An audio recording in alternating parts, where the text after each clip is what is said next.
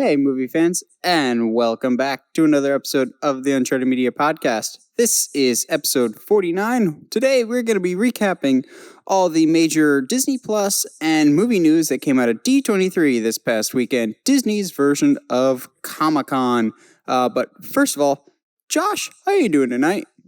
I'm chilling like a villain, bro. Chilling like a villain. It's been a very eventful week, and I'm always like, my weeks are weird because I don't get like a day off until like, generally speaking, sometime between Monday or Wednesday. So like it feels like my week starts like either Tuesday or Wednesday. So by the time I get all the way around, I'm like, man, it's been a week where everybody's like, man, I love that weekend. Yeah, I'm in the same boat, man. Since July, I've had 2 days off. Jeez. Yeah, I work 7 days a week. I mean, why not at this point, right? Yeah, but at least we've got a lot, and I mean a lot of stuff to talk about today. Like we said, D23 is our main discussion, so that's going to be a lot of news-oriented stuff. But kicking us off is something that was originally released at D23, but didn't get released to the wide audience on Monday and seemed to take the internet by storm. And that is, I wouldn't even say it's a trailer. It is a new look at Star Wars Episode 9, The Rise of Skywalker. Oh, but what a look it is. Josh, what are your thoughts on this first look? What in particular stands out? I have a guess. I think they set the tone for what they were trying to communicate very well by like, what was that? The first minute and a half of it was just all from every movie up to this point, basically. Yeah, and I like that musically it sounds like all the other movies, but not like a epic finale remix version of even more orchestral and even bigger in scope. Yeah, it definitely felt like, okay, this is Rise of Skywalker is supposed to be the end of this whatever, this story of Anakin and Luke and now Ben and Rey. This will be the end of this story. Which I know some people are getting really emotionally invested in that, and they're just like, it's the end of this Star Wars story.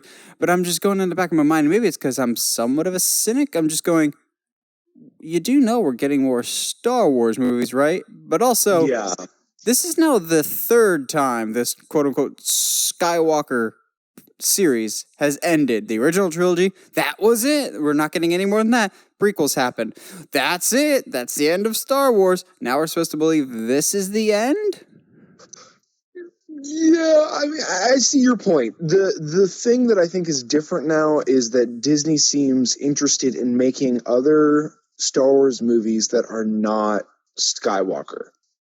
So that gives me a little bit more, hope is the wrong word, but expectation that this will be the end of this story, and then we're going to be moving on from here to other stories. So it's not the end of Star Wars at all. And I think some people are treating it that way. Yeah, some people are treating it like it's the end of Star Wars, not just like we're getting a new trilogy nonetheless. Not even 3 years from now. So let's not even talk about the Mandalorian either. Yeah, we'll talk about Mandalorian and Star Wars and Clone Wars. Star Wars is going to live on. It's not like the end of Return of the Jedi or even end of Revenge of the Sith, where we're just like, well, we go back to not having Star Wars for a while. No, Star Wars isn't going anywhere. Now for the footage itself, we'll talk about the thing that everyone's talking about in a little bit. But besides that, was there anything else that really stood out to you in this new footage, Josh?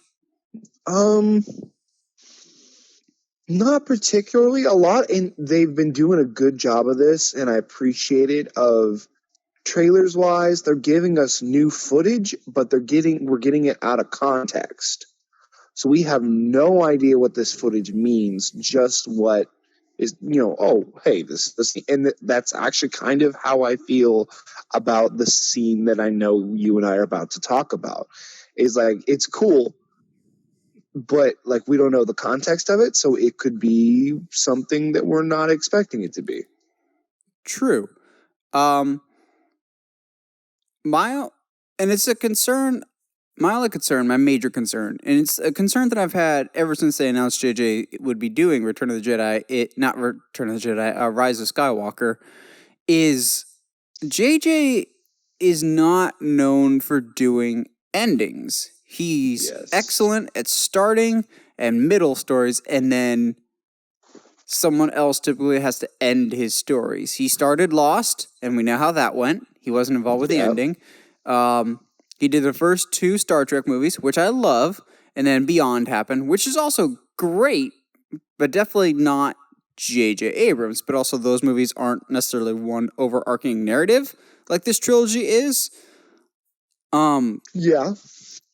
But there's certain things that I'm very, very curious about. My favorite shot, besides the one that we'll talk about in a little bit here, is one that, in all honesty, I missed this detail the first 3 times I watched this trailer. That shot of all those ships in the storm, which just looks gorgeous, by the way. I didn't notice this until somebody pointed it out to me. Those are Imperial Star Destroyers, not First Order ships. Yeah. And I'm going, oh? And I forget who said it. Maybe it was Jeremy Johns suggested that maybe the finale is a triple threat match between the First Order, the Empire, and the Rebellion. So what you're saying is that Emperor trying to reclaim his throne versus Supreme Leader Kylo Ren versus the Resistance. So, but then where's the Empire been this whole time? Maybe Emperor is slowly building it in the shadows. I mean, yeah, that's... Which, speaking of Emperor in the shadows, this is now 2 times that we've gotten different material from Rise of Skywalker, and I think it is very interesting that neither time we have seen, only heard from Palpatine. That is true. I don't know if we're actually going to physically see Palpatine in this movie. Yeah, well, I mean, I think you and I both had that assumption anyway. I think Palpatine will be in it, but maybe it's a voice or a spirit or a young actor. I won't go down that road because it might be potential spoilers, but there may be some other people that are Palpatine. Like a possession kind of scenario? Not a possession. Think younger actors, like maybe flashback or something. Oh, okay. I get what you're saying. There's an actor that was initially cast that their name has been removed from all the like casting sites, so maybe they want to keep that a secret what their role is. I don't know if that's the case. I think it is very telling that we have not physically seen Emperor Palpatine in either of the footage yet. But that could just be they don't want to give it away yet. Which they have done a very good job. Yes, it makes us want to get some answers, especially, as we'll talk about it now, that ending where you see Rey in a dark hooded robe with... Some people are giving it crap already. I think one of the coolest lightsaber designs in a while, honestly. Well, okay, so we always knew, like, if she was to ever make her own lightsaber, I always felt like it would have to be a double blade. Yeah, I have been saying that since The Force Awakens, because she's a better staff fighter than a lightsaber fighter. Exactly, and so why would that not reflect that? Like, why would her lightsaber not reflect her personal fighting style? That's always been how that works. Which I know some people have been making fun of. It's a Swiss Army knife. Yeah, it looks awesome. Like, it just... I think I'm going to go back to my go-to excuse here. I think that Star Wars fans are the worst fans. Which They will I never love be that happy. it's the quote-unquote diehard fans that are just like, that's a stupid lightsaber. That wouldn't exist. Actually, they used it in Rebels a few times. The Jedi Guard did. So y'all can shut up now. Yeah, I think the lightsaber looks cool. Actually, my only complaint with it is the blade itself looks kind of thin. I wouldn't see. I would agree with that, but that would be my only complaint because, like, I'm thinking of it. I don't know the technical term.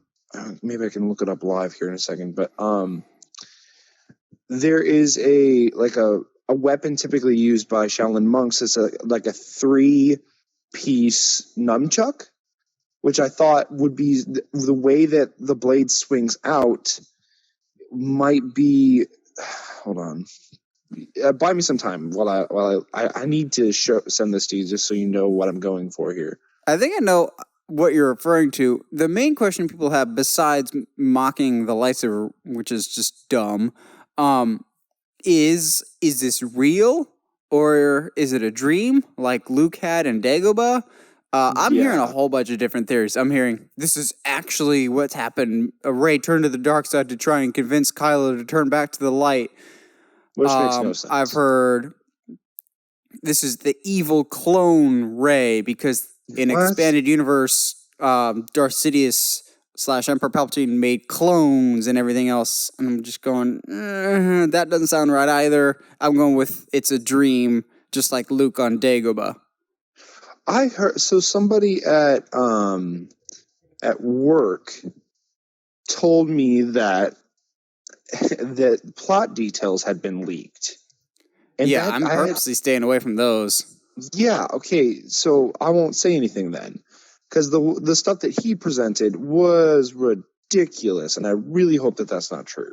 Yeah, I've heard some story beats from way back when, like after Revenge of the Sith came out, apparently George Lucas had plans for 7, 8, and 9 revolving around like Luke's hand and stuff. And I've always thought that was super dumb and we need to stay away from that. I know old Star Wars canon, which is not canon anymore now, it's just legends. There's a lot of clones and Emperor Palpatine had like backup plans. I don't want to see that. The thing I have heard that sounds potentially interesting to me, and I don't know how they would pull this off, but I have heard a theory that Rey gets turned to the dark side, but it then is also joined by like a secret apprentice of Palpatine, and then they both go after Kylo for being like a fake Sith. Which could be interesting. That's way too much to throw in a final movie. Exactly. That's also my thought. So like this just confirms that whole shot just confirms to me what I've been saying for a long time, that in Last Jedi, Kylo and Rey should have had a double turn. Yes, I agree. And I feel like that might have actually been JJ's plan.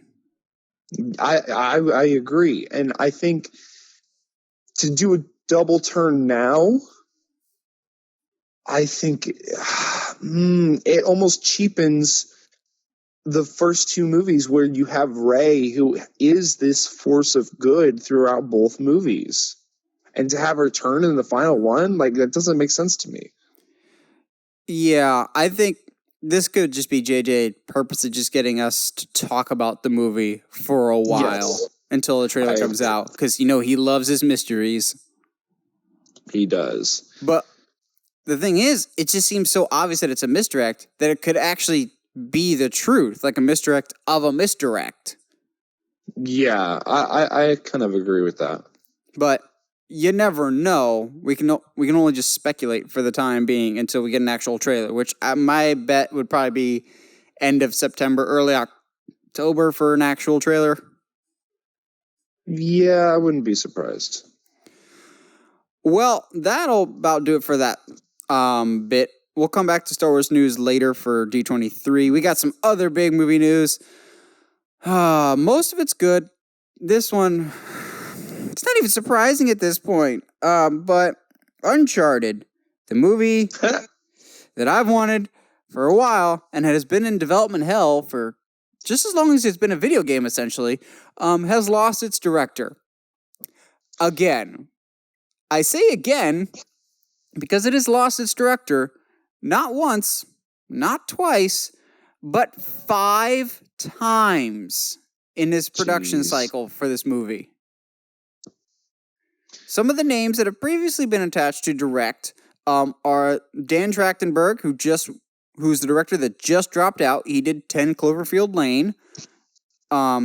Before him was Night at the Museum, Sean Levy. I thought he would have been a great pick. Sean Levy also did a handful of episodes of Season 1 of Stranger Things.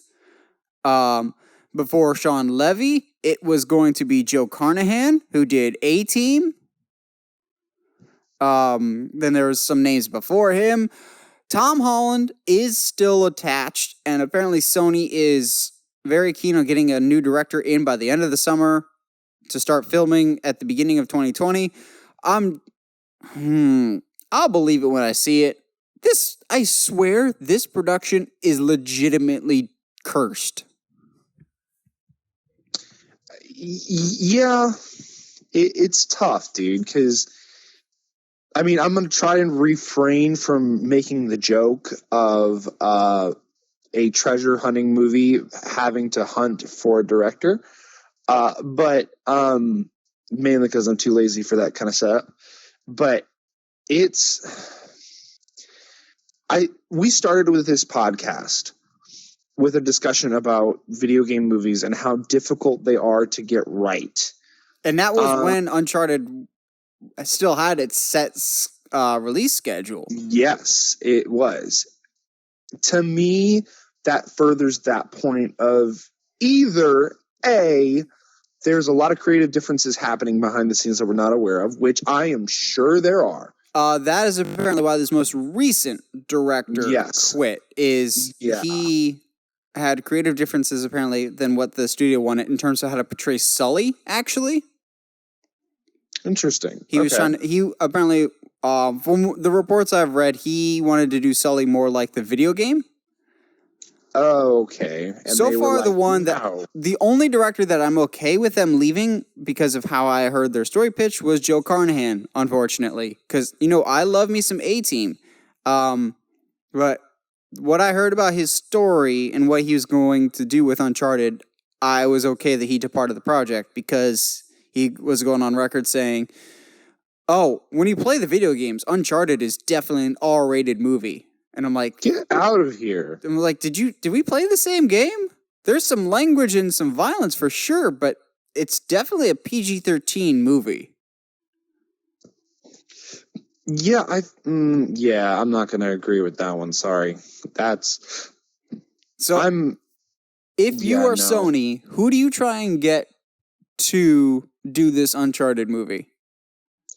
To direct. We already have our leading man for the time being. Who's left? That's a joke, obviously. But who directed National Treasure? Are they busy? Let's just have Nicolas Cage do it. Maybe be Sully, but no, direct. Why not?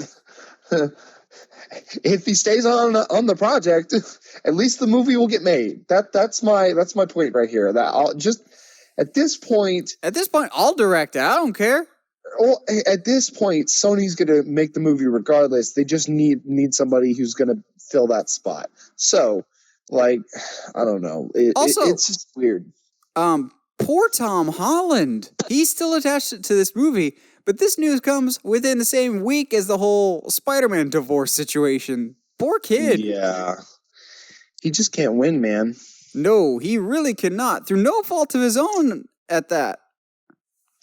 It's interesting, to say the least. All right, that should be it for depressing news, at least. Now for some, I would say unexpected, but not necessarily unexpected news. So we haven't talked about The Suicide Squad, or Suicide Squad 2, whatever James Gunn decides to call it. We have some fun casting news. Now, I don't think either of these casting choices are out of left field knowing James Gunn, but I also don't think these will end up being big roles. So first up, we have Nathan Fillion, who joins the cast, who's most known for Firefly, Castle, but he's been in almost every James Gunn movie. He was in Super, which is very underrated. That's a very entertaining movie. He's even in the first Guardians of the Galaxy of when when the Guardians first show up in the kiln. There's that big CGI guy that tries to interrogate Star-Lord, and then Groot sticks his finger up his nose. That was the voice. That was Nathan Fillion. So Nathan Fillion joined Suicide Squad, and then the one that makes me super happy, but I'm not gonna say I'm surprised in the slightest. Taika Waititi himself, the Thor Ragnarok director and Korg himself, Taika Waititi has been added to the cast of the Suicide Squad in an unknown role. Josh, yay! Which one are you more excited for, Nathan Fillion or Taika Waititi? And which one was more surprising to you? For me personally, just because I wasn't aware as much how Waititi and Gunn were connected, that was more surprising because I was aware of how like Fillion is in almost everything. I did just have a thought of, I know fan casting has been wanting Nathan Fillion to be Booster Gold for I don't know how long. Oh no, I want him as Hal Jordan. Oh, I agree, but hey, maybe this is really at this opportunity. This is the opportunity to introduce a character just randomly, and I'm okay with that, honestly. In this kind of outlet. I will say, I don't think either of their characters survive the movie or make it more than a scene or two. Yeah, so they're basically not going to be anybody that is worth it, which is because Taika Waititi is like he's directing 2 movies after this, so I don't think he'll be in it for very much. That being said, I really want him to be a comedic role, something that you could kill off quick, but he can make a lot of fun, like a Kite Man or a Pied Piper. If he wasn't cast already with I forget the actor's name, but Polka Dot Man is already in the movie. That could have been good with Taika Waititi, or maybe like a Clock King or a Condiment King. Yeah, any of those like utterly ridiculous ones, Taika can make it work. As for those that don't know the connection between James Gunn and Taika, besides the fact that they're both in the MCU, Taika. There's a lot of actors that came to James Gunn's defense after he was let go of Guardians 3 before he was ultimately brought back on. But Taika Waititi was almost the first director to have James Gunn's back. There was some rumor and speculation that Guardians of the Galaxy 3 was actually offered to Taika Waititi, and he turned it down because he said, "This is James Gunn's baby. I don't think anyone should do it but him." So I would not be surprised in the slightest if this was James Gunn remembering his friends and repaying a debt for loyalty. Cool. Yeah, I wouldn't be surprised either. That would be pretty rad. What I also like about this Suicide Squad, though, is with Fillion, with Waititi, this is a big cast.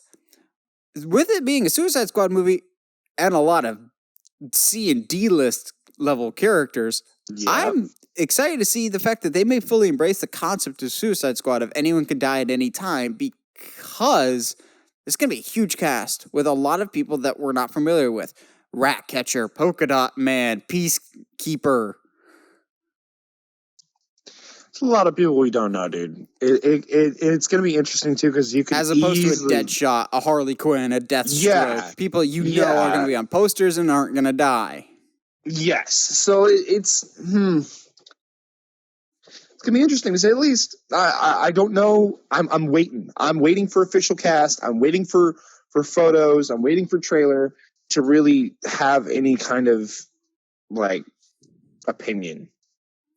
Yeah, adding Taika and Fillion never hurts. Those guys are great, and especially if he wants to go in a zany direction, those are just great. I'm fingers crossed. Taika Waititi is Kite Man. Gosh. Just because. It's just like, all right. You're going to be really funny. I'm Deadshot. I'm the greatest marksman. What do you do? Slipknot? I can... Slipknot's dead. That's why it would be so funny if he came back. What if Taika Waititi comes back as Hangman? Not see, he's got to be Kite Man. You just have the guy that's good with bullets, the guy that can throw a boomerang, and what's your specialty? I'm really beneficial on a windy day. I'm only really good on those circumstances, though. Really good at terminal velocity. Jesus, I've got razor sharp so kites. much. Like, you could just see that character working with a James Gunn script. Yeah, I can. I would totally be. I really want Nathan Fillion to be something of substance, but a one-off character is okay. I think he would have been a better Rick Flag than Joel Kinnaman.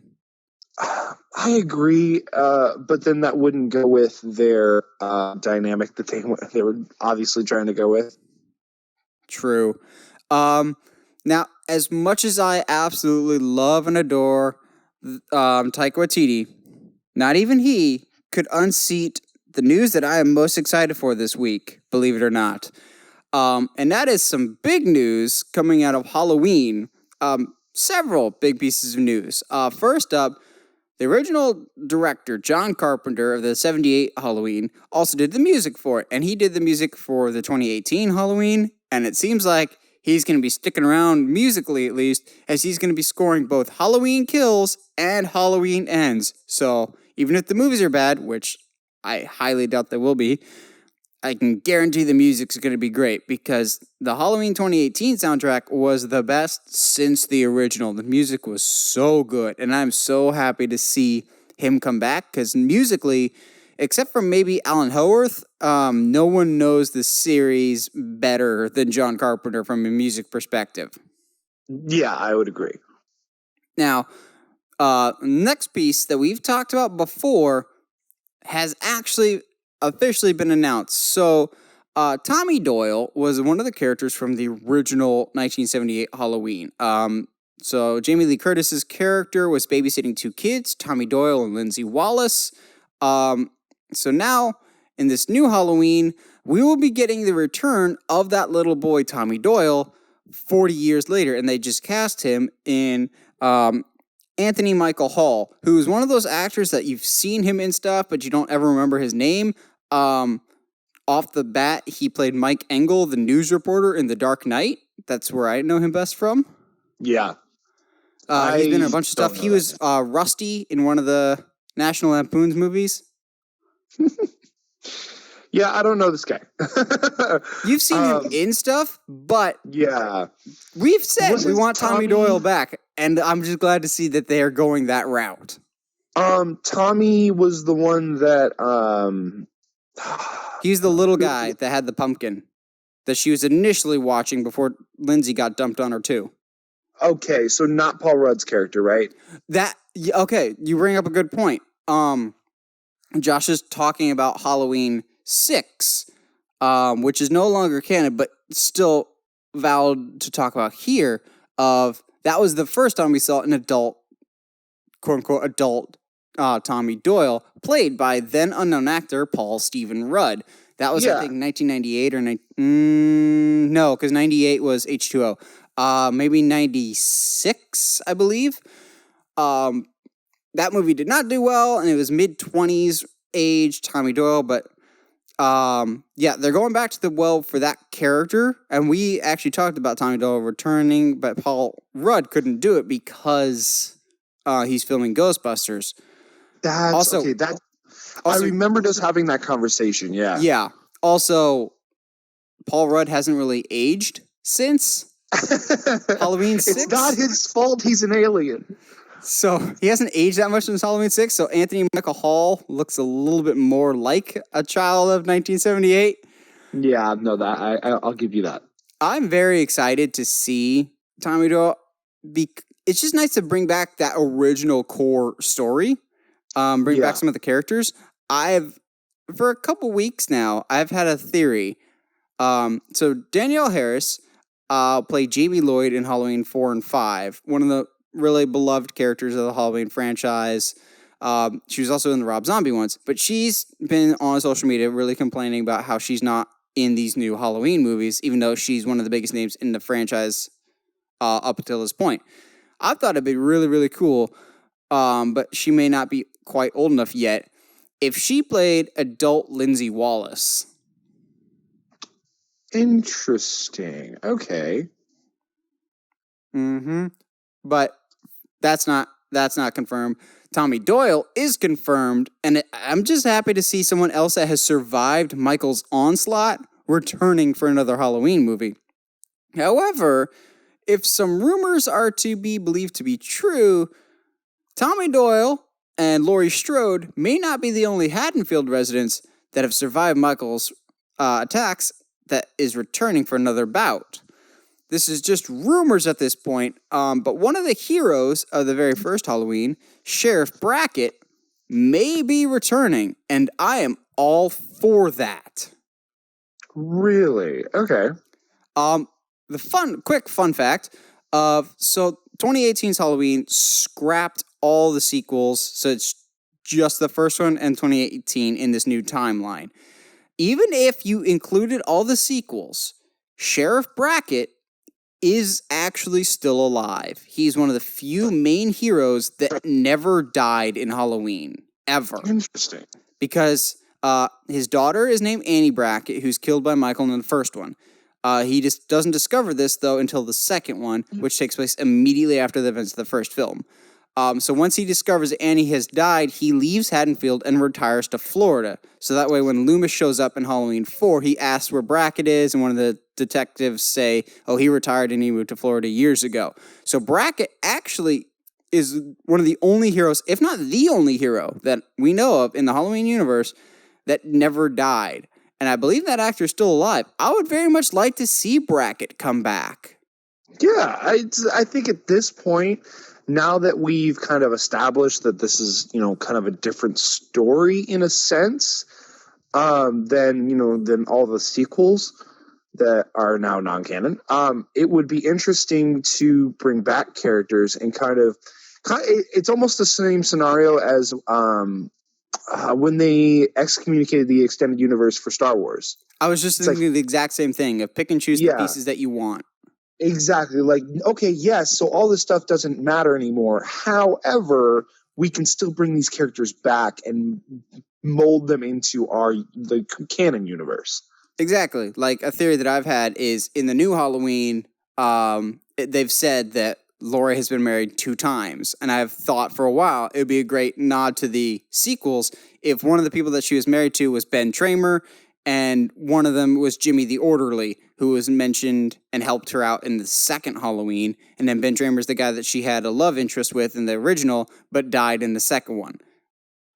So in this new timeline, both those guys are alive. And I would like to see both of them reintroduced in this new world, kind of just expanding the Halloween lore and giving a nice tip of the hat to diehard fans. Yeah, absolutely. And I'm always down for a tip of the hat. Oh, especially for the hardcore fans. Sticking with horror for at least a little bit more, a movie that I've been super hyped, and now I'm even more excited for, is Blumhouse's upcoming remake of The Invisible Man, directed by Leigh Whannell. Now, as much as I've been excited for it, I'm even more excited because now we get it 2 weeks early, coming out February 28th, 2020. So this movie is soon. This is awesome to me because this is a ringing endorsement from Blumhouse in my eyes. Yeah, so because that was going to be my question: is this a good thing? Because to me, that they're done filming. They just finished filming about 2 weeks ago. Yeah, has there been other instances of a company moving a movie up because they have that much faith in it? Maleficent just got moved up. It was supposed to come out next year, I think. Huh. But also, I don't think I have very much faith in Maleficent. But yeah, every once in a while, you'll see a studio move up a movie. Weird. Okay. Because I know we hear a lot about them pushing movies back, but we don't hear often about them pushing them up. But yeah, no, man, especially coming from Blumhouse, I think this does lend to the effect that maybe Blumhouse thinks they've got something really good on their hands and they can't wait to share it. And looking at the team involved, I've thought for a while that they they do have something. I've said it since they announced their project and announced who all is attached to it. Be on the lookout for The Invisible Man next year because it very well may be the top contender for best horror movie coming out that year. I'll put that on record. And I know when we first talked about it, you weren't super familiar with it, but now that you have seen Haunting of Hill House, you know the leading man. Who's the drug addict brother on Haunting of Hill House? Was it Jack? No. Ben? No. Ben? I think it's Ben. Hold on. Quick Google search on live. But yeah, he is the Invisible Man. Because I think it is. I think it's Ben. Who, in all honesty, he was one of the best performances in that whole series. In a series full of fantastic performances. Oh, I agree. We could go on for a while about Luke. Oh, yeah, Luke. Yeah, Luke is the main... For those of you who have seen Haunting of Hill House, Luke is going to be the Invisible Man, and I'm very much down for that. Yeah, no, I'm super down. I'm always down. Yeah, I'm excited to see Blumhouse take on this monster universe now because... Yes, because if anybody can do it, it's them. Well, not just that, but we haven't had a classic monster movie in I don't know how long. I completely agree. That's something I hadn't even thought about, but yeah, it's so true. Because we get good old-fashioned animal monsters is always fun. Yeah, I mean, we get animal monster, like a scary Crawl. Animal. Yeah, Crawl, Shallows, 45 meters 47 under meters or whatever. down. Yeah, whatever that nonsense was. But we never get a good monster film. We haven't had something like The Thing in a long time. Which, something that I think will work in Invisible Man's favor is it is one of those classic monster movies, but at its core, it's still very much rooted in the humanity of the Invisible Man. Yes. What drove him to this invisibility, and his desire to be normal again. Yeah, exactly. And to be fair, that's all good monster movies. Frankenstein is so good because Frankenstein's monster, despite being terrible to look at, is searching for his humanity. Oh yeah, I finally watched the original Frankenstein last week, and the whole time I actually felt incredibly sorry for Frankenstein. He literally does nothing wrong except for drown a kid, but that wasn't his fault. You mean the Frankenstein's monster? I am going to be that guy because Frankenstein's the doctor, so. Which also, in the movie, Frankenstein, the doctor, is not a bad person. He's not the evil villain that I was expecting him to be. Yeah, he's definitely not an angel. He's not book Frankenstein. Yes, correct. So, transitioning from monsters to the age of gods and monsters. That's about the best transition I'm going to get out of that. Yeah.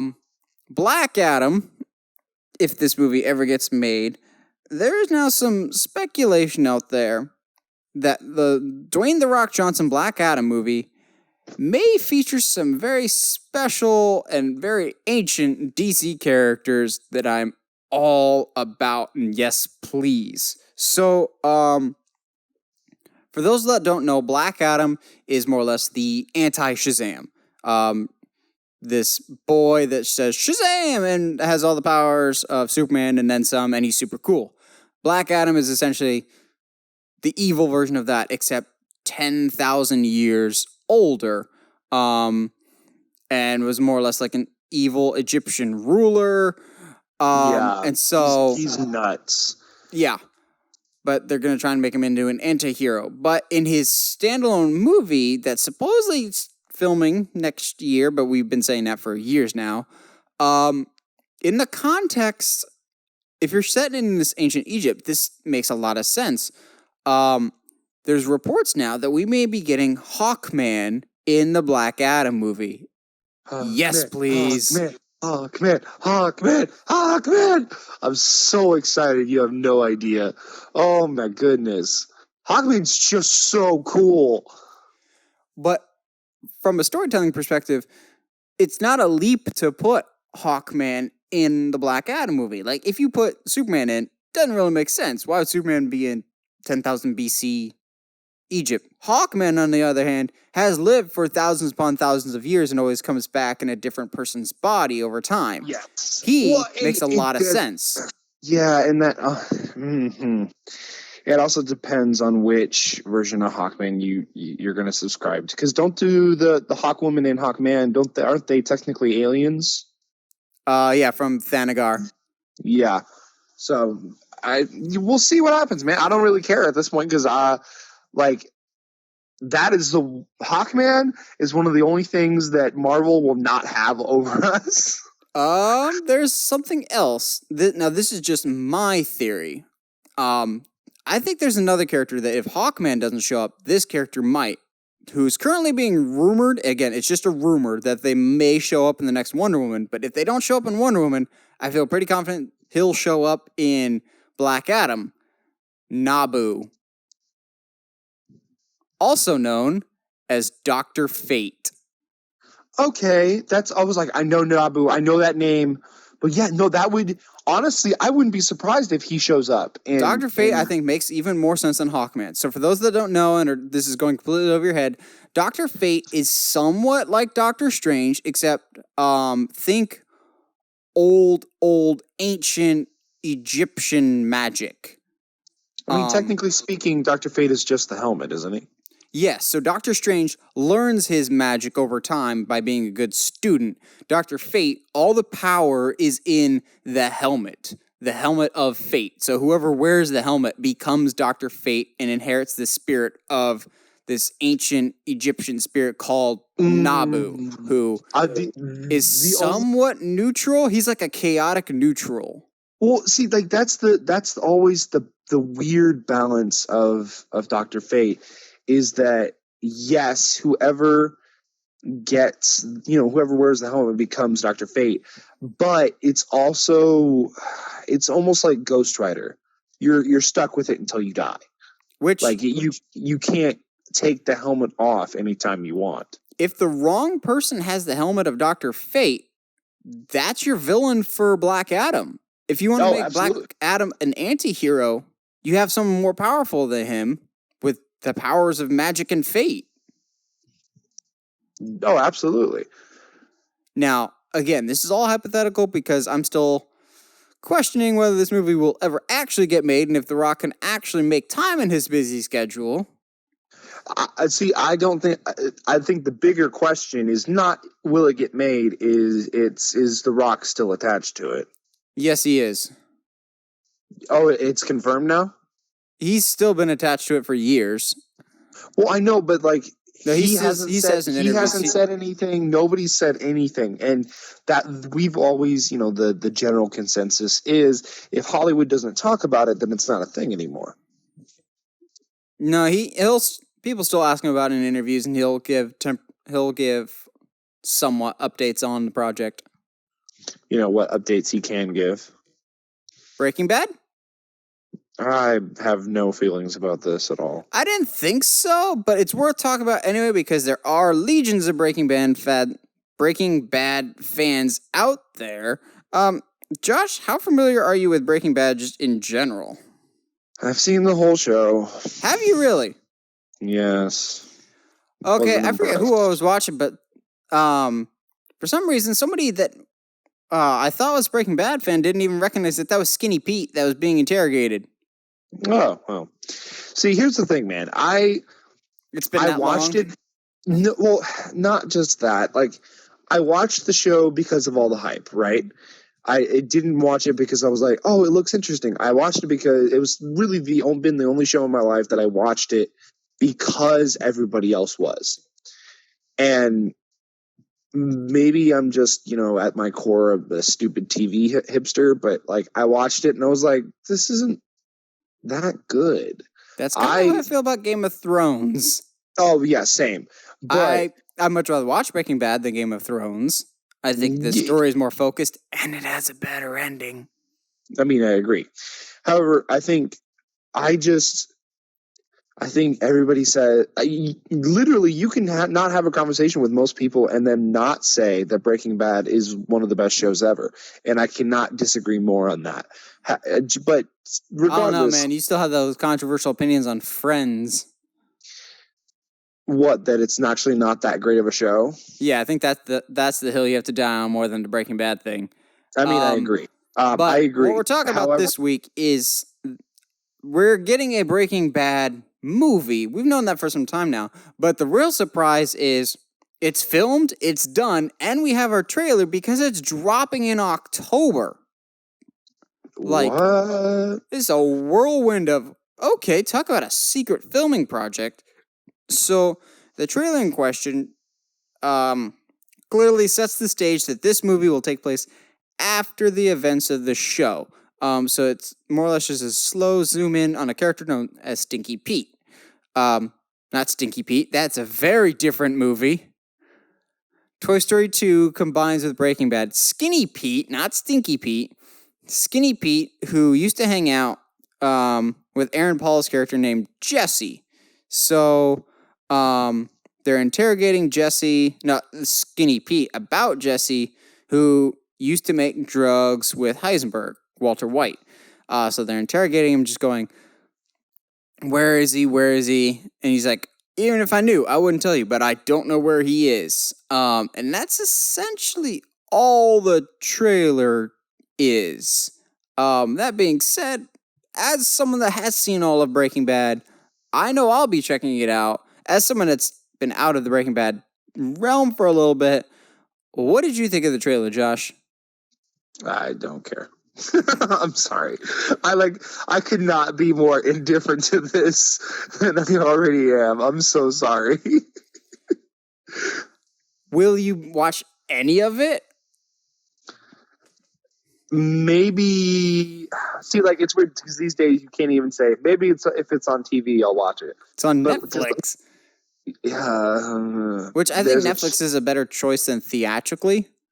Oh, yeah. I don't think anybody would see this in the theater. Well, okay, I'm not going to say that. But, I don't know. Like, maybe if I run out of other things to watch, which, I mean, that could happen. Now at Disney Plus, you're not going to run out of things to watch. That's true. Because that's that. Well, I was just going through the list of shows I'm trying to watch because I'm watching Mindhunter right now. I need to catch up on Young Justice. I need to catch up on Doom Patrol. Titans is coming out. I wouldn't say you need to, but make sure you have a refresher for Titans before next week. No, exactly. I'll watch it just for completionist's sake. I hope they don't just shoehorn Bryan Cranston's Walter White into it somehow of, surprise, he's not dead. We all know he's not dead. Okay, if the guns didn't do it, the cancer sure did. If the cancer's real. True. That's always something that people have pointed out, but I think it is. Yeah, I know. Trust me, I watched the show, and I was just like, I don't get it, so... I'm that weird guy that my favorite moment of Breaking Bad is when he tosses the pizza on the roof.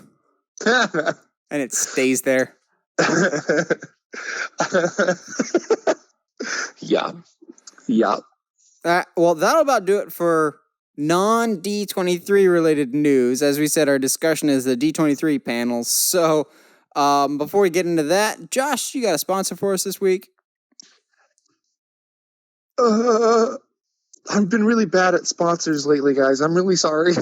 I'm going to go with KT Tape. I think we've done KT Tape before, but this stuff legitimately, like, holds you together? Yeah, no, like, I joke about it sometimes. Like, I'm putting it on before a match or whatever. I'm like, I'm taping myself together before I go out there. But there's legit days where I'm legitimately taping myself together so I can walk. The fun side of wrestling, guys. Yep, the side nobody else sees. Anyway.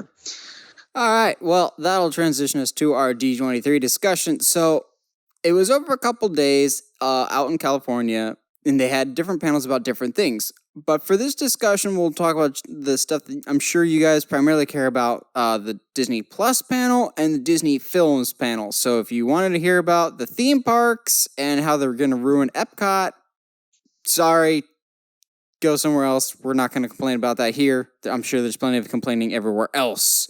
But first up, we'll talk about the Disney Plus part of it, because I think this was the panel that was a lot better and presented a lot of interesting information going forward. You could tell that this was the focus for Disney going forward, more so than the films. But also we needed some of this information because Disney Plus is right around the corner at November 12th, and I am very excited. So they're differentiating themselves from Netflix really quick right off the bat by instead of releasing whenever they have a new show, they will not be releasing it all at once like Netflix does. Of here's all of season 3 of Stranger Things. They will be following the model some other streaming services have already been utilizing, like DC Universe, and they'll be releasing a new episode every week for their shows, which I think is a much better strategy because look at Netflix of Stranger Things, by far their most popular show. It drops July 4th. Everyone's done talking about it by July 11th. Whereas The Mandalorian, if that's coming out November 12th, the show won't end until maybe, mid-January? By then, you will have 2 months to build your audience for that finale and start getting word of mouth. It's to me, and that's one of the things I think I've liked about that DC Universe has done, is that I can't watch the whole season right away. Yes, and people are like, but I like to binge. You can still do that. You just have to wait till the season's done. It's one of the things I liked about DC Universe was that I couldn't watch every single episode. Like, I couldn't binge, which, if anything, DC Universe has taught me that binging is bad because I've come. You remember the Young Justice days. I do, but I will say I have started to appreciate the third season more because I had to wait for the second half. Yeah, it marinates, and I can go back and rewatch because I'm like, oh, the second half of the season's coming here in a couple days. Let me refresh my memory. I actually have that opportunity to do that, and I really enjoyed that. Yeah, but also for bringing people in, it's positive word of mouth. It's not, hey, check out this series that's already done and people have already talked about it and there's plenty of spoilers out here. It's, hey, this season is 2/3 of the way done. You can still catch up, but then you won't have a lot of stuff ruined for you if you hop on now. Yeah, exactly. It's going to prevent spoilers coming out. Yeah, I'm very much okay with it being weekly. I like to binge just as much as the next person, but also maybe it's because I have the DC Universe and I look forward to 9 a.m. Every Tuesday when Young Justice comes out, or noon every Friday when Titans will come out. I like having a set time. Maybe it's that old TV mentality. We're regressing to old TV formulas. But I like being able to have it a set time that I can look forward to my shows every week. Disney Plus also said that they will not be hosting any R-rated content, which also differentiates them. Some people are thinking this is a bad idea. I also think this is a great idea because Disney knows what its brand is. It's targeted for families. And all those people are like, well, I'm not going to get it because it's all going to be family-friendly stuff. You do realize Disney owns a very good chunk of Hulu. That's probably where their R-rated stuff's going to go. Yeah, exactly. So it's like... And they've already said that they're going to have a Disney Plus and Hulu bundle. Exactly. And, always said, rated R doesn't make it better. Very, very true. Now, some tech aspects that get me super excited, the casual person's probably just like, whatever. But all the programming on Disney Plus will be 4K and HDR. Oh, nice. Yes. So maximum picture quality. They also said Dolby Vision as well. So like top picture quality, offline download. Yes. They're gonna make sure it's the best possible viewing experience. And as someone that still collects physical media, this is a pretty big nail in the coffin that it's gonna be disappearing soon. Because you get physical media because you don't have to worry about internet speeds. Yes, but like offline play that has been the one thing that like a lot of apps haven't done, like Hulu, like I know DC Network. Universe. Yeah, dude. Every time they send me a notification of like, "Hey, what can we do better?" That is what I send in. Offline downloads. And they've improved the search function, which is good. But yeah, anyway, that's a whole other conversation. That's a whole other side tangent. More people need to do offline downloads. Yes, YouTube's got a good way of doing it. I like how YouTube has their offline downloads. Which, quick side tangent, for those of you who remember YouTube Red / YouTube Premium, that's all but dead. The YouTube has said starting September 24th, any of the YouTube original series, Cobra Kai, will now be available for everyone. Just if you don't have YouTube Red, you'll have to get it with commercials. Oh, darn. So, Josh, catch up on Cobra Kai. You'll really love it. I have no excuse now. All right, add that to the list. But going back to Disney Plus, as someone that is a video person, I'm very much happy that it's coming in 4K. I've made the switch to 4K rather recently, and it's hard to go back to that. Yeah, go back to anything less than that. So to hear that they're going to be doing that off the bat, great. Yes. They've said on day one they'll have all the Pixar movies, which we already kind of knew. We saw the opening day lineup, if you will. However, they did say all the Disney Channel shows and movies will be coming within the first calendar year. So if it's not there opening day, it'll be there within at least a year. So the question is, they say all Disney Channel shows and movies. Does that include Disney XD? Well, yeah, that was going to be my question. Even Stevens. How far back are we going? And like how how thorough is this going to be? Disney Channel is not as old as you think it is. So, I mean, I remember watching Disney Channel when I was in I want to say a little before middle school. But yeah, I think Disney, the proper Disney Channel itself that you and I grew up on, that may have been an early to mid 90s creation. Fair. It wasn't around in the 70s or 80s, so. Yeah, fair. But yeah, within a calendar year, we'll get the Even Stevens movie. We better get Famous Jet Jackson. Or somebody shared on Facebook that was like, oh, if that's there, Disney's taking all my money. If it has Out of the Box or PB&J Otter. Screw that. Give me Buzz Lightyear of Star Command and the Tarzan TV show, and I am sold. Yeah, if they have Buzz Lightyear of Star Command, it's going to be very hard to get me out of the house. I actually might cry. I won't lie to you. Yeah, that's a show that still holds up, and I remember every word of the opening theme song to this day. And just, you can't find it anywhere. YouTube. I know, but... Yeah, it's bad quality. Yeah, exactly. Well, it may not have been our target demographic, but one show that was immensely popular growing up on Disney Channel was Lizzie McGuire, played by Hilary Duff. We are now getting a reboot of Lizzie McGuire with Hilary Duff reprising her role. Again, not the target demographic, but that's pretty cool. And if you grew up with Lizzie McGuire, I'm sure you're super excited right now. Well, Disney's doing this thing because Raven has a show now too. Where's my Even Stevens with Shia LaBeouf? Yeah, well, because they did. Is it Boy Meets World? Yes, Girl Meets World. Yeah, they did that, and then they did the Raven show. So it feels natural to do Lizzie McGuire. Where's Corey in the House too? No, go away. I have to have my Corey in the House joke. No, you don't. With time, I realized Corey in the House is one of the worst Disney Channel shows ever made. Oh, dude, it's terrible. It's so bad. Now, they also announced some more original content besides Lizzie McGuire reboot. One that I didn't see you get a lot of press, primarily because it got overshadowed by like The Mandalorian and other stuff, is one that sounds relatively interesting called Encore, hosted by Kristen Bell.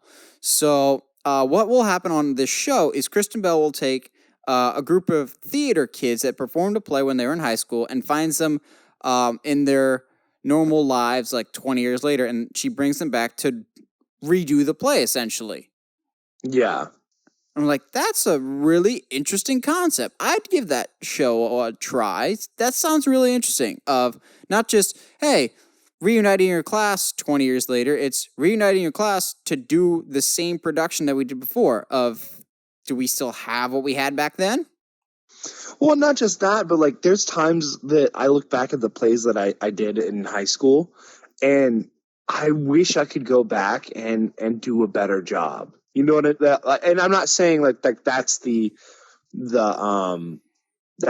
feel going into this, but like I can see people being like, hey, like it's been 10 years. I've been in the industry for 10 years. Like I've learned so much more. I wonder what I could bring to the character by doing it again now. Exactly. Or if you're me, you don't call Dorothy Dude in The Wizard of Oz. What? Why not? That sounds like a great idea. Yeah, I accidentally called Dorothy Dude. So proud. Yep. If anybody's going to do it, it's going to be me. And I'll be perfectly honest, the next announcement for the Disney Plus panel is one of the things, besides The Mandalorian, this is the number 2 thing that I'm looking for, primarily because it's the closest thing. Obi-Wan's not actually in production yet, so I'll be excited once it's in production. I'm excited for Mandalorian, but then I'm excited for The World According to Jeff Goldblum. Yes. Oh my goodness. Did you see the trailer for it? No, I haven't. I've just been so busy. I haven't had a chance to go. But I think I saw a graphic for it or something. And I'm just, you know what? This is like, it feels like if Bill Nye was just hanging out with you at the airport. And you was sane? And was sane, yes. But like you were just like, hey, yeah, let's talk about stuff. But even then, it's not like Jeff Goldblum knows anything that he's talking about. It's literally, hey, I don't know what I'm talking about. Let's learn something together. Where does denim come from? Let's learn about tattoos. Oh, and dude. If anybody's zany and weird enough to make it work, it's Jeff Goldblum. Yes. It reminds me a lot of like Mike Rowe's Dirty Jobs. Yes. Of just like... That was fantastic. Of like, let me discover something. Like a little bit of that mixed with like Dine-In Drivers and Dives with Guy Fieri, of just like kind of this, I'm your host. I don't know what's going to happen. Let's learn something today type of thing. Yeah. I agree. I'm really excited for that, actually. And the fact that Jeff Goldblum just makes everything better. Oh, yeah. Really quick side note. I know you interacted with it on my Facebook, but that you said learning something together, and I thought of that the video I posted of the new Blue's Clues. Okay, we are allowed to take a quick timeout of, guys, if you have not seen it, the 2 original hosts of Blue's Clues more or less officially passed the torch to the new guy, and my heart has never been so full. It was so masterfully done. Oh my goodness. Like, if you ever want to know how a show can successfully hand the torch to the next generation, that is how you do it. Like, as soon as Steve was like, hey, can I talk to my friend out there? I was like, oh, don't you do it, Steve. Don't you do this to me.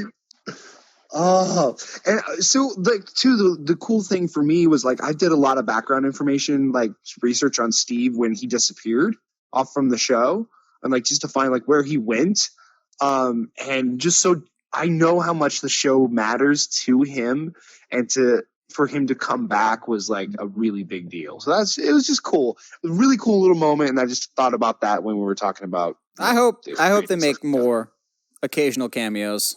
Yes. Not overstaying their welcome, so Josh can do his thing, but yes, who seems like a really cool dude. Yeah, he seems like a good replacement for Steve. Getting back to Disney Plus, what if Steve never left Blue's Clues? But speaking of what if, That's the animated series that we're getting on Disney Plus. More or less taking a look at the different Marvel movies and seeing what if things were different by changing just one thing. So like the pilot episode, I believe it's the pilot episode, or at least one of the episodes will be what if Sharon Carter got the super soldier serum, which is incredibly hard to say, instead of Steve Rogers. We got some first looks at that, which unfortunately weren't released to the public. But what we did find out is there are going to be 23 episodes of this show. One episode for every MCU movie. Yes. Nice. So they're doing it off of each the MCU movie then? Yes. That would be the assumption, I suppose. Yes. I'm very much looking forward to the possibilities of this. Of like, what if Thanos succeeded at the end of Endgame? What if Thor wasn't worthy in Thor? Or what if Iron Man 2 was good? Now, this hasn't been confirmed yet, but there is some early rumors and speculation that one of the episodes may be Marvel Zombies. Ooh, let's go. Which is something that fans have wanted for a while. We got a slight taste of it in Spider-Man Far From Home, but it is exactly how it sounds. All the Marvel heroes and villains turn into zombies. I mean, why not at this point, right? It just gets me thinking about, like, what are some cool what-ifs for each Marvel movie? I didn't think we'd get this many episodes, but the fact that we're getting one dedicated episode per movie, that's a great idea. And since it's animated, there's more. The cast is coming back to voice their respective characters. Well, yeah, there's that, and they can do more with these stories. Yes. Is there anyone in particular, without knowing what the what if scenarios will be, is there any movies in particular that you're looking forward to seeing? Let me think. You could go do Civil War and say, what if Bucky didn't kill Stark's parents? Or the very first Avengers movie, what if Hulk was the villain? Ooh. Because that was the original plan. Yeah, that would be cool. What else we got? Yeah, no, there's a lot of really, really good stuff, man. Like, what if Hel was able to keep control of Asgard? Or play with stuff that we already were kind of expecting of. What if Thanos did the snap for death itself? Yeah, but if death was more involved, yeah. There's a lot of kind of stuff. There's a lot of cool possibilities that this show can go. We also got some quick information about the other Marvel shows. We got some details about Falcon Winter Soldier, but not too much. The biggest being that Emily Van Camp's Sharon Carter is coming back. That's cool, I guess. I mean, I like her character, but I kind of assumed already that she's coming back. I wish we got more Falcon Winter Soldier news, but we really didn't. Then we got some details about WandaVision, which... Yay. I've already been on the fence, but after what I've read from the panel, my interest kind of took a nosedive, if I'm being perfectly honest. So, yeah. The creators of the show have described it as half MCU adventure, half sitcom. And as soon as they said sitcom, I'm going, uh-oh. Yay. But then it gets better. Kat Dennings, who's most known for Two Broke Girls, but she was also Darcy in the first two Thor movies, will be reprising her role as Darcy for WandaVision. I hate that role for her. Oh my goodness. And Randall Park from Ant-Man and the Wasp, Asian Jim from The Office, will be reprising his role in WandaVision. And I'm just going, what are we doing here, guys? What's the point? Yeah, as soon as they said Kat Dennings, I was like, oh no. Because this is going to be hard for me to say, but if there's an MCU character that I hate more than Natalie Portman's Jane Foster, it's Kat Dennings' Darcy.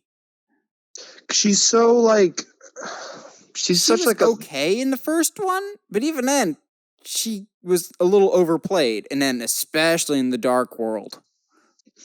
she's literally one of the reasons I hate the Dark World. Her character's just frustratingly annoying and doesn't really have a purpose to exist in the MCU. Yeah, it's. But so my curiosity hasn't been fully tanked for the project yet, primarily because we know it's going to be a tie into Doctor Strange in the Multiverse of Madness. So maybe it's her coping with the fact that Vision's actually dead, so she creates this her own reality that she can live in, that everyone's just fine and dandy and nothing ever dies here, because she never really has got over the death of Quicksilver. So do not be surprised at all if Aaron Taylor Johnson returns as Quicksilver for this show. I'm putting it on record now.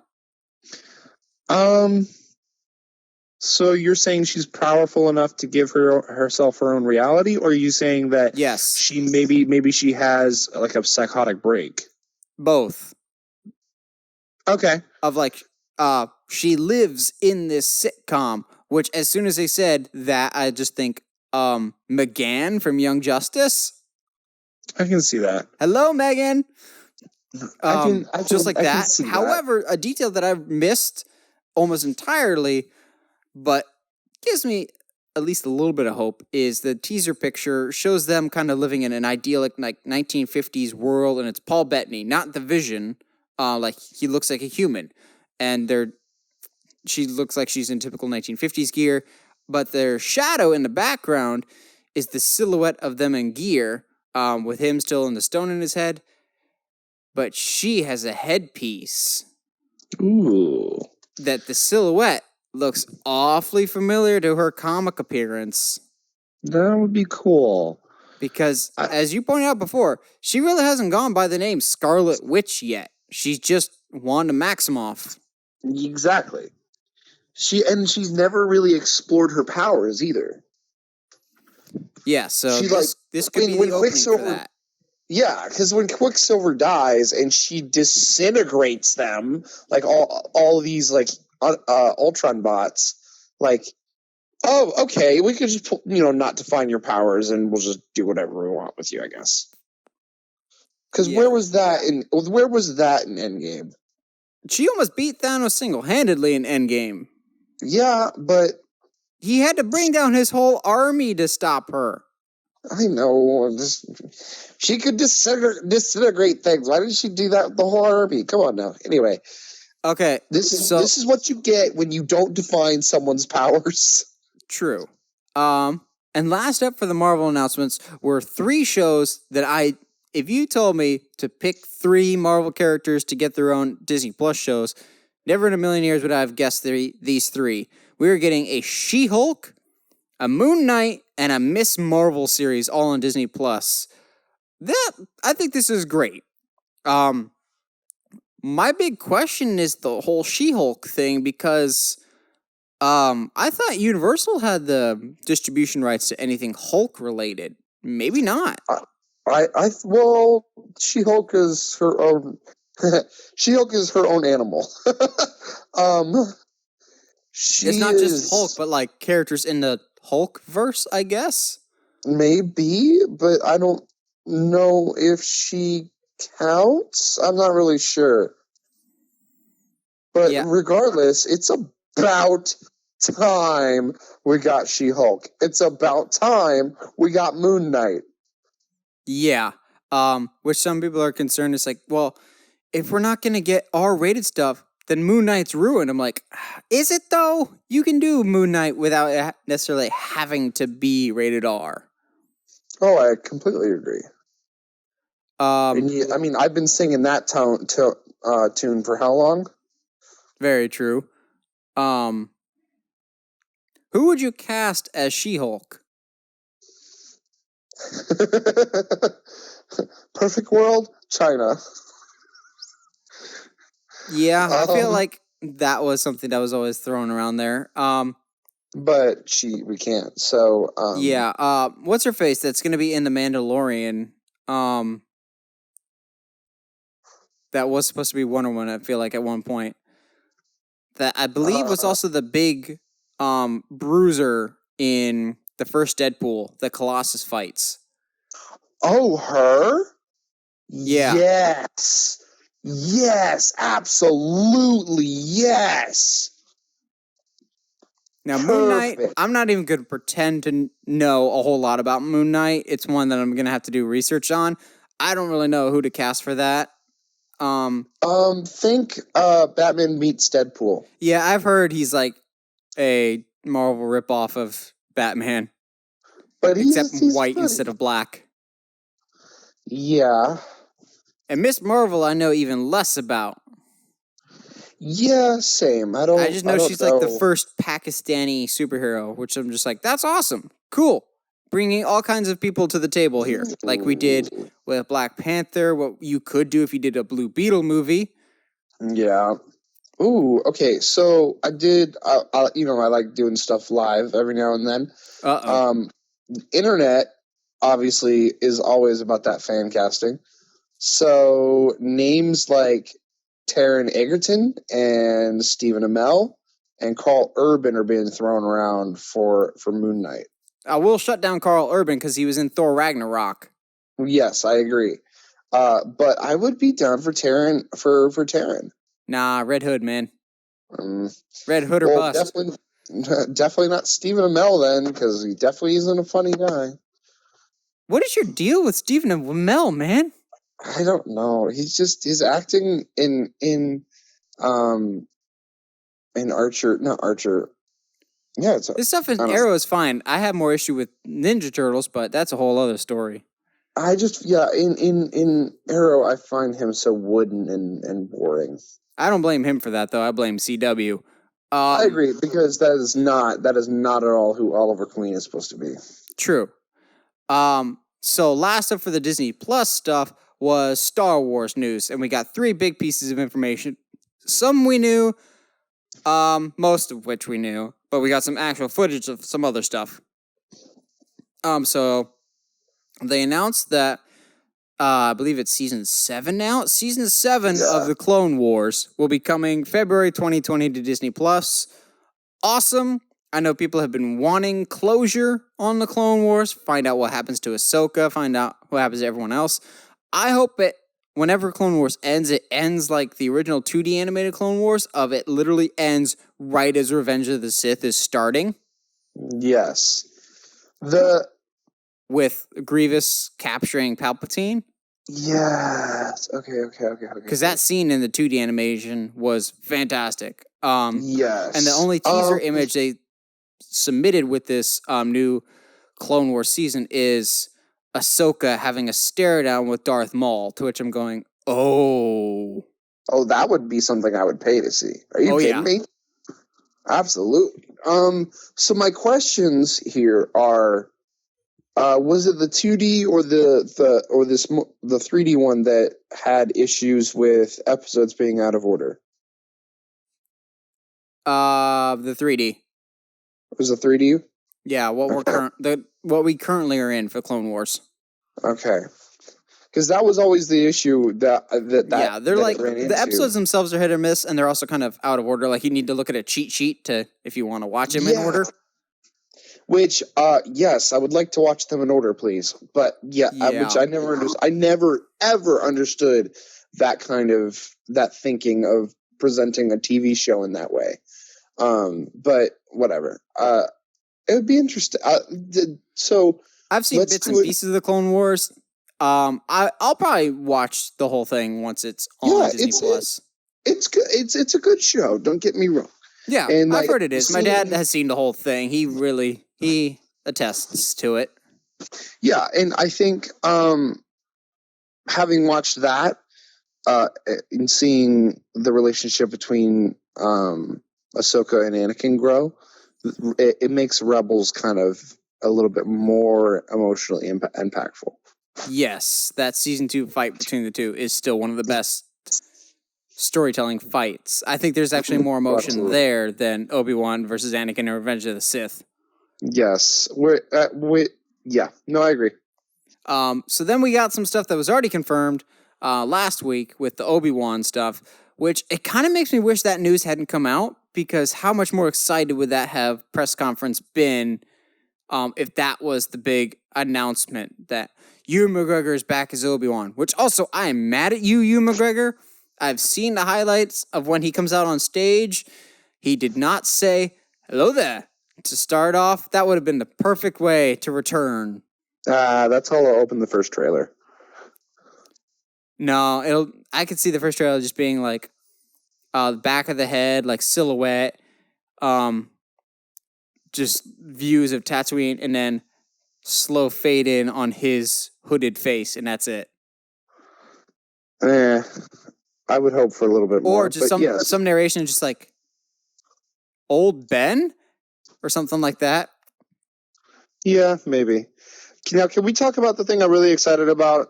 Are you excited for the Mandalorian trailer? I am so excited for the Mandalorian. You have no idea. Like, if I wasn't, Mandalorian looks special. Goodness. If I wasn't excited about it before, now with this trailer, holy but Jesus, am I excited about it. Also featuring everyone's favorite supporting character known as Taika Waititi. He's voicing that droid that looks like IG-88. Oh, man.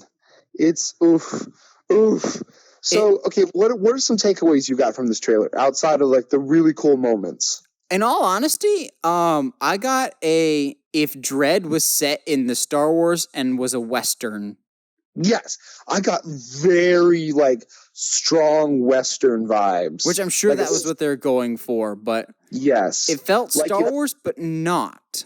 Which I really appreciated. Like if True Grit was in the future. Also, I love that we never heard the Mandalorian speak. Yes, that is one of my favorite things that happened in the movie. They just kind of showed us what the Mandalorian could do. There's so many good things about this trailer. I love when one of his people are escaping and he draws them back in through the door and it looks like the dude's going to get chopped in half by the door. Yes. Oh, man, I popped so hard for that. Honestly, it's a weird thing to get excited for, but the thing that I popped the most for in the trailer was seeing Carl Weathers. Looking like an old Lando, even though he's not Lando. Yeah. The droid with... IG-82, I think? I think so, yeah. That's like got one gun behind him and one in front of him, and he's just like circling around shooting things. Oh, that was super cool. Like, and just some of the scenery in this, it looks incredible too. Like, it definitely shows that Disney Plus is not going to skimp on their TV shows. Like, they're bringing the quality. So, I'm not seeing a lot of people report this, but I want to make sure that I get out in front of this and put this on the record before a lot of people do. I don't think it'll be season 1. The show's already been renewed for a second season. I don't think it'll be in season 1. But keep in mind that this show does take place after the events of Return of the Jedi. I'm putting this on record now that I think The Mandalorian is how we get Boba Fett reintroduced into the world. I completely agree. I don't think Boba Fett is the Mandalorian, like the guy under the mask, but I see Boba Fett appearing in this world in the not-too-distant future. No, I completely agree. Oh, I love this trailer so much. Oh, dude, it just does so much for me. Like, it's not like mature audiences only, like hard R, but it's definitely, you can clearly tell it is a show not aimed for kids. It is targeted for adults. Not like inappropriate for kids, but this is going to be a darker Star Wars show, and I like that. Yeah, I agree. It's going to be something a little bit more intense, which is great. That's totally, it is Star Wars after all. Yes. And like honestly, if we get like a shot of a bunch of bounty hunters riding horses like at each other in a battle, like that'll just complete the whole Western idea, and that's all I need, you know? Or just imagine the end of season 1, the tease for next season is the Mandalorian opens a chest and it reveals either Jango Fett's blaster or Boba Fett's backpack. Ooh. Or he delivers a chest to a tavern, and Maz, like Return of the Force Awakens. Maz comes out, so they connect it in the sense of he's the one that gives her the chest that has the lightsaber in it. Or because he's a Mandalorian already, one of the big artifacts that's important to the Mandalorian people, the dark saber. Ooh, okay. Because you saw Sabine have it a couple times in Star Wars Rebels. I would very much be okay with seeing a live-action version of a dark saber. Oh, yeah. Or just any, vibro blades would be cool, too. That being said, we can wait for Dark Saber to season 2. If there's not a single lightsaber in this show, I'm fine with that. Oh, absolutely. No lightsabers, please. There shouldn't have been lightsabers in Solo, but there was. Well, that's what I was saying. That's why I was saying vibro blades, because then you can give, bounty hunters and gangsters another kind of bladed weapon that's not a lightsaber. True. So that was the Disney Plus panel. So now we'll kind of briefly go into the film panel, which I will fully admit I was kind of let down with this panel. It was not nearly as good as I was expecting. They kept hyping it up of there's going to be some major announcement. There's going to be, if you thought Disney Plus's panel was amazing, wait till you see this. And it really wasn't. It was a lot of stuff that we already knew, with one or two surprises, but nothing to the level of Obi-Wan and Mandalorian. But there's still a lot of newsworthy stuff to go over nonetheless. I feel like we went into pretty exhaustive detail with Rise of Skywalker, but they did release a poster, which I love that. I love the poster. Holy crap. I love that people are making fun of it for the Palpatine in the background, because the Palpatine, people found out that it's actually a picture of a toy and not the actual Palpatine. But yeah, great. I love the poster. I think it looks fantastic. Yes, it's actually drastically different too. What a normal Star Wars poster would be. Yeah, I don't think that'll be the final one. I'm holding out hope that we get a nice Drew Struzan one closer to the movie's release, like we have with Force Awakens, with Last Jedi. I just like those classic looking Star Wars posters. I have all three on my wall. I think you almost have to now, because every movie up to this point has had one. And hopefully once this movie's done, we get a nice compilation poster of all 9 movies. That would be cool too. So yeah, that was the Star Wars panel was very, very short. They just brought the cast out, showed the footage that was released on Monday.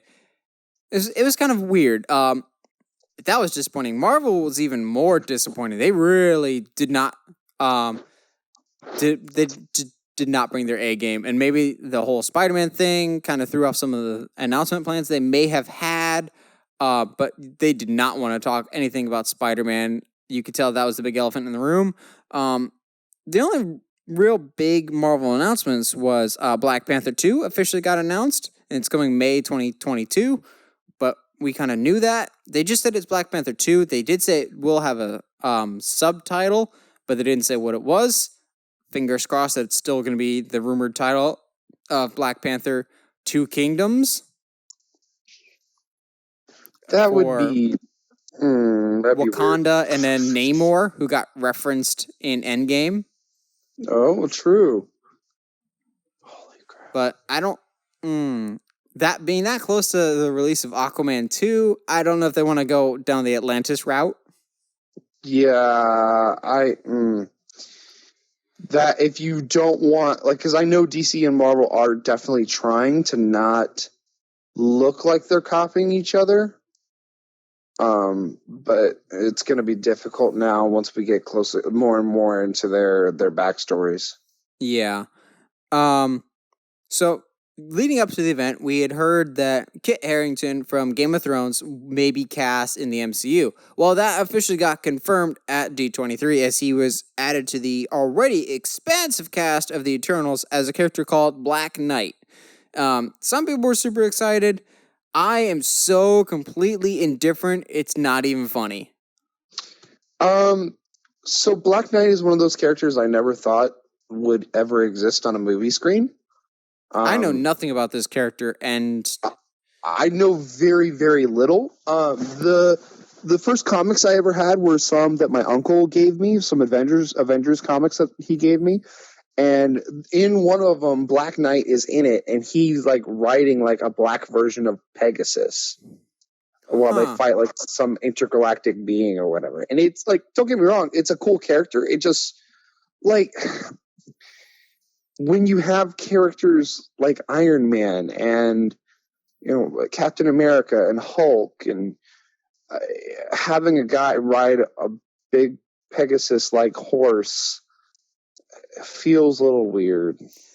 Yeah, some people are just like, oh no, Marvel will still go strong. I think there's going to be some kind of dwindling interest because the people that people love and care about in the MCU are gone. I hated him, but there's a lot of people in the MCU that loved Iron Man. He's gone. I love Captain America. He's gone. Thor may only have a movie or two left in him. And to be honest, the newer characters, except for Spider-Man, I don't care about as much. Doctor Strange is cool, but he's not nearly on the same level as Iron Man or Cap or Thor. Yeah. Scarlet Witch is cool, but she's no Black Widow. Yeah. And I'm sure maybe now that they have a spotlight, they'll show the rise of the occasion, but the Eternals, some people are saying, comparing it to the original Guardians of the Galaxy. We never heard of Guardians of the Galaxy before, but we all ended up really liking that. And I'm just like, I hope that's true. But I'm so indifferent about the whole Eternals project, maybe because I don't know anything about it, but I don't know. Nothing I'm hearing about it, and maybe I just need a trailer, some official pictures, but nothing I've heard about so far has got me super excited for it. And the whole Kit Harington casting is just so meh to me, because maybe it's just because I've seen him in only Game of Thrones, and I know I'm going to get some flack for this. I think he was really just not that great in Game of Thrones. I don't think he's. I don't see him as much.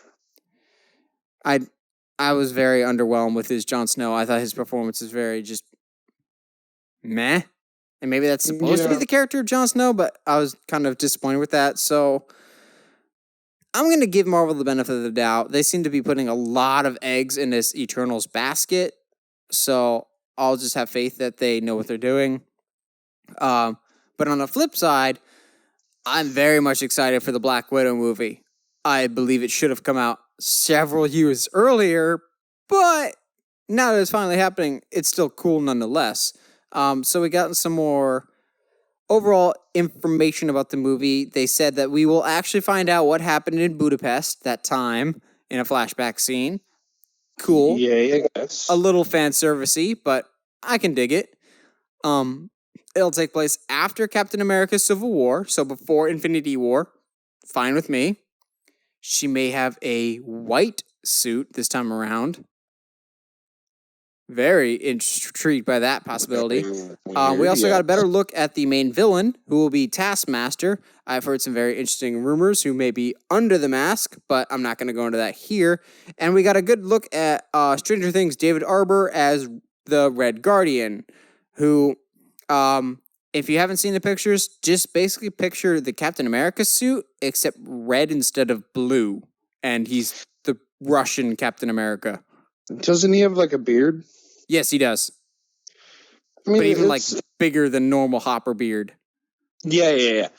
I mean, yeah, sure. I'm so much of a trailer guy. Like it just like I don't really care the until I should see be soon because this movie's May. Yeah. But Yeah, that's about it for Marvel. Marvel, in contrast to what they brought at Comic-Con this year, I don't think they brought their A game for D23. And maybe the whole Spider-Man thing threw them for a loop, and they're just trying to keep the press to a minimum for that. I'm not sure. Then they segued it to some of their live action stuff. So they briefly talked about Jungle Cruise, which has wrap filming. It's actually done. It feels like that movie has been in production forever. But that movie's done. They talked briefly about Maleficent. Nothing too big there. And then they dropped the first official look at Emma Stone as Cruella de Vil in the upcoming Cruella de Vil spin-off movie. I still think this is a horrible idea. But in terms of look, Emma Stone looks pretty good as Cruella de Vil. Oh, yeah. Like, the look alone. Like, I would love to see her in this. It's supposed to be like 70s punk rock is how they described it. Yeah, like, I can barely tell it's Emma. And we said a few weeks back that she's one of our favorite actresses today. They've said it will be set in the 70s. That being said, I'm still having a really hard time getting on board with this because you're making a spin-off movie about a woman that skins puppies. And trying to make her relatable. Are you kidding me? Yeah. It doesn't. It's why, to me, like, Maleficent hasn't really worked. Yeah. And the box office projections for the second Maleficent aren't very pretty. I will say that. But yeah, we'll never understand these Disney villain spin-off movies, but they keep making them. But I'm willing to see what direction they go. I like Emma Stone a lot. I like the look that they're going for this. But again, skins puppies for coats. How are you going to make a movie out of that? Without making it 101 Dalmatians. Which, don't touch that classic. Glenn Close already nailed that role. Exactly. So then they segued it into talking about Pixar. So they talked about two of their upcoming movies with Onward and Soul. One of these movies I've been very critical of, and then the other one I was more open to.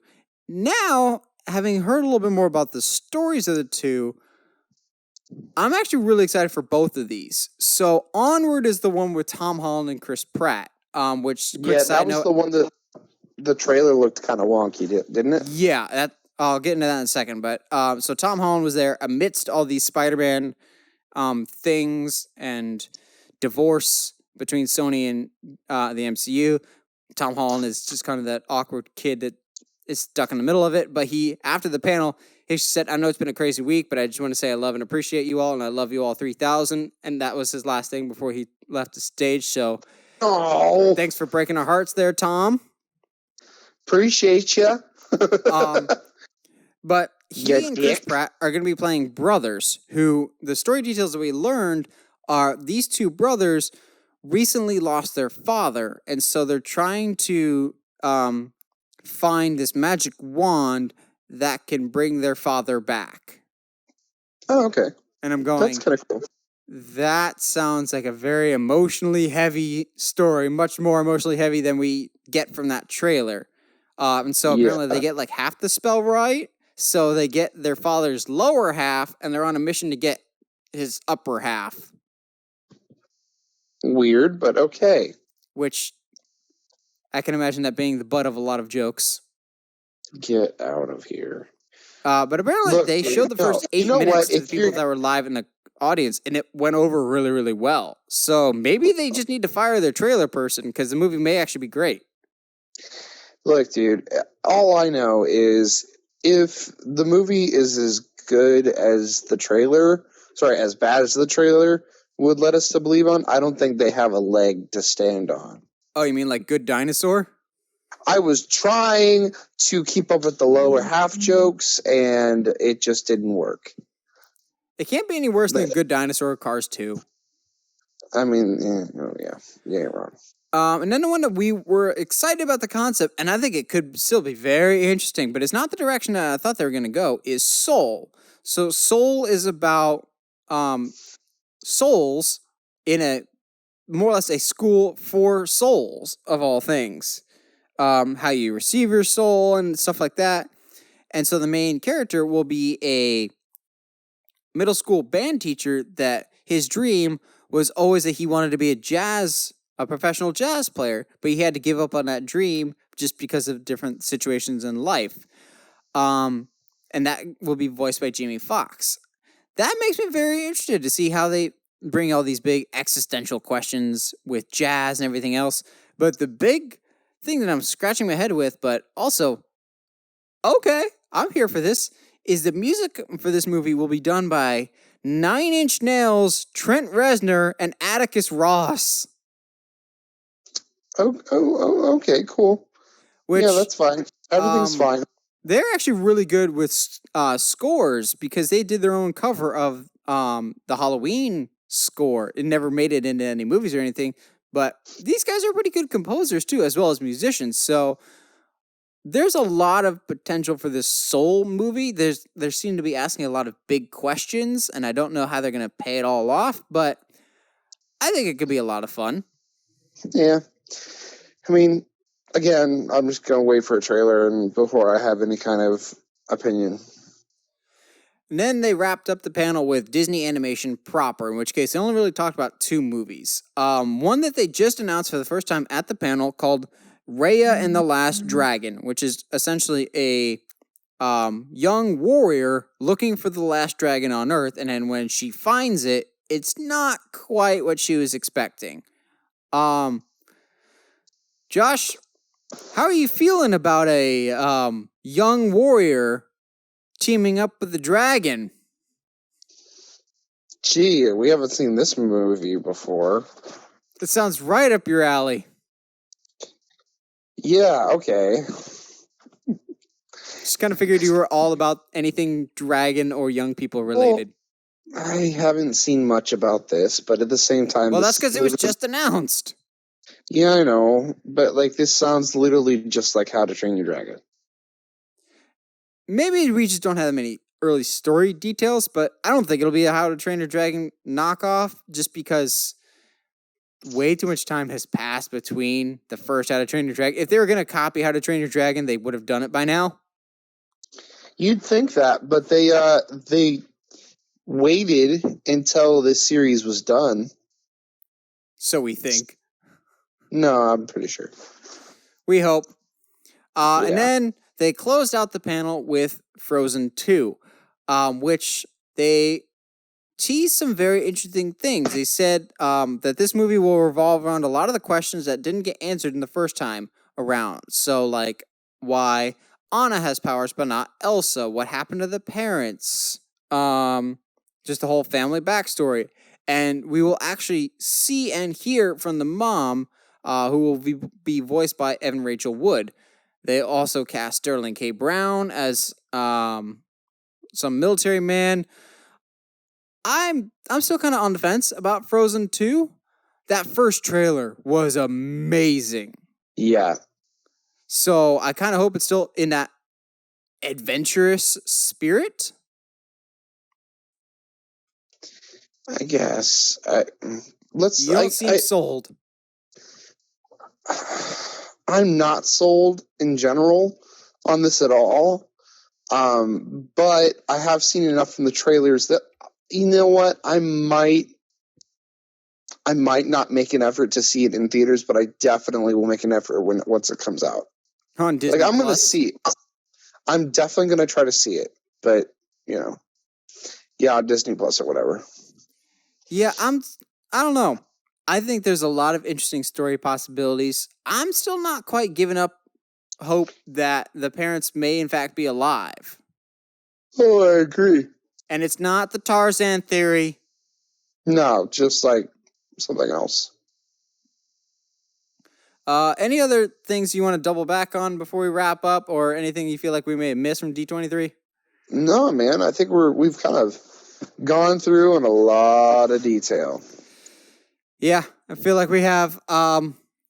that's about it. What were some of your biggest takeaways from D23 this year? Let us know in the comments below. We always like hearing from you guys. And as always, if you like what you hear and you want to hear more, subscribe to the podcast on whatever audio platform you're listening to us on, whether that's iTunes, Google Podcast, YouTube, Google Play, whatever it is. And if you haven't already, subscribe to us on the main YouTube channel at Uncharted Media. And as always, stay sharp, movie guys and gals.